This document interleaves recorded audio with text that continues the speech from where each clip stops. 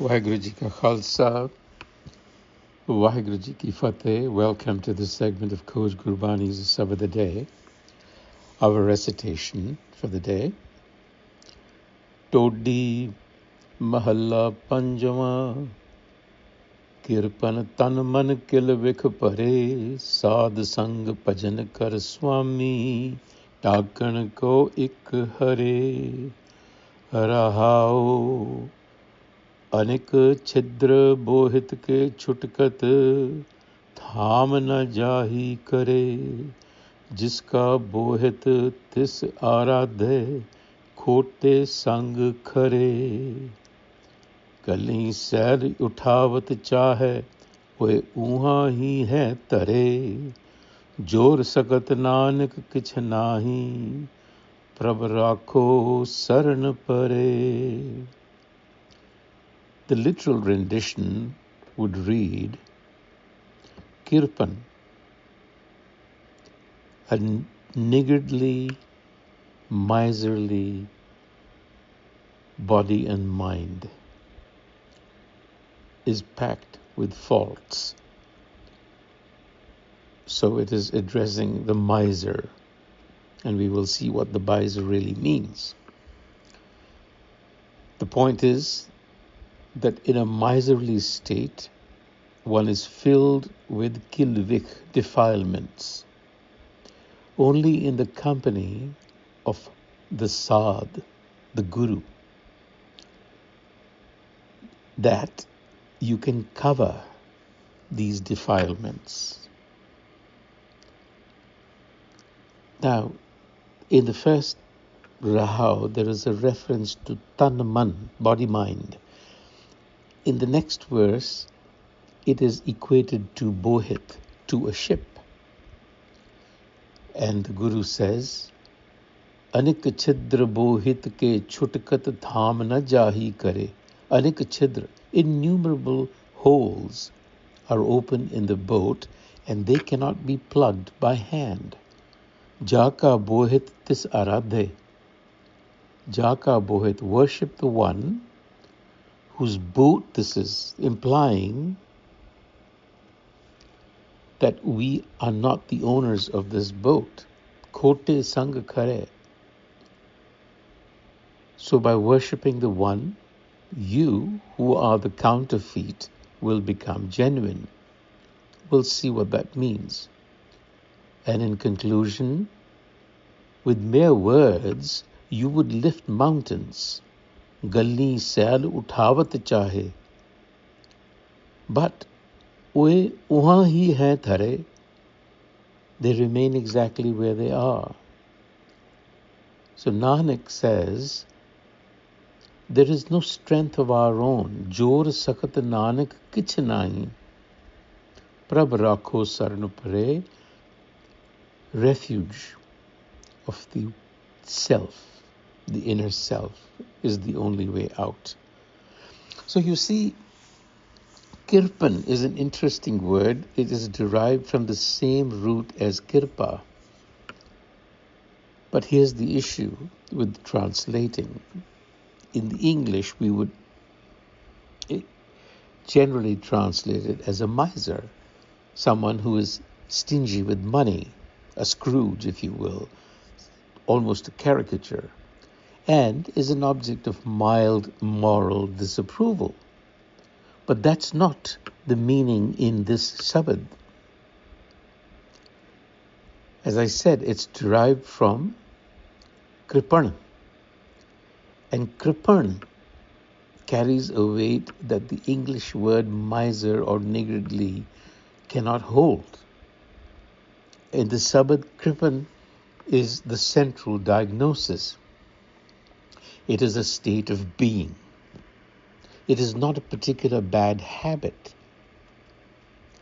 The Kirpan is the mind that has become a particular shape. So, it shares, as I said, with Kirpa. Kirpa also means to lament, to grieve, to feel pity, to be moved with compassion.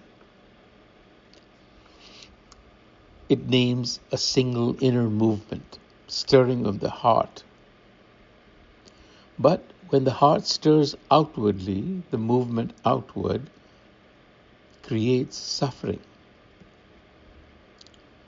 And so the heart is actually falling upon itself. So the first outward movement is Kirpa, the second movement inward is Kirpan, it's the same route but two different trajectories. And that's where the whole sabad is actually playing out.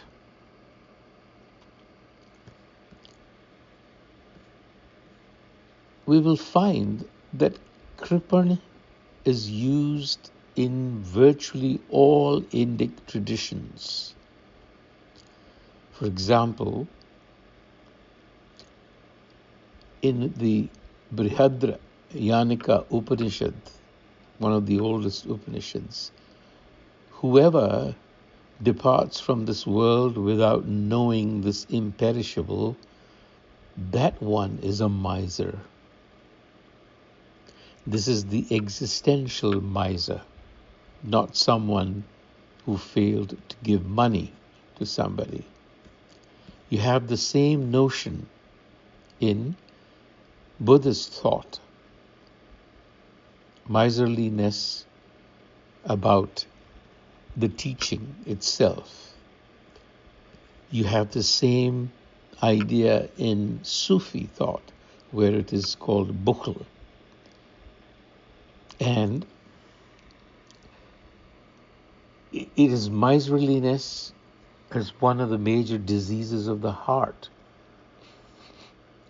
In Islam, the miser is one who has no faith because they don't believe that the provider would provide.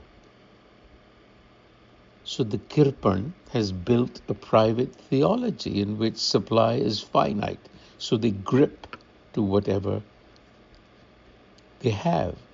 But I think perhaps the closest visual comes from St. Augustine, who says this is the human that is curved inward upon itself. This is the constricted ego. It collapses onto itself. So it is a spiritual disease running through all of these traditions. I've deliberately mentioned these because I want you to know that this is an idea that runs through all of these traditions and actually signifies a spiritual disease. And the spiritual disease in Gurbani is the ego, haume. It's contraction. So, contracting into a shape incompatible with what really is. The shape is the problem. You see? And because it is close-fisted, it begins to accumulate defilements like standing water. And yet, it cannot cure itself. In the end, the Kirpan has to turn into Kirpa in order to expand. Vaheguru Ji Ka Khalsa, Vaheguru Ji Ki Fateh.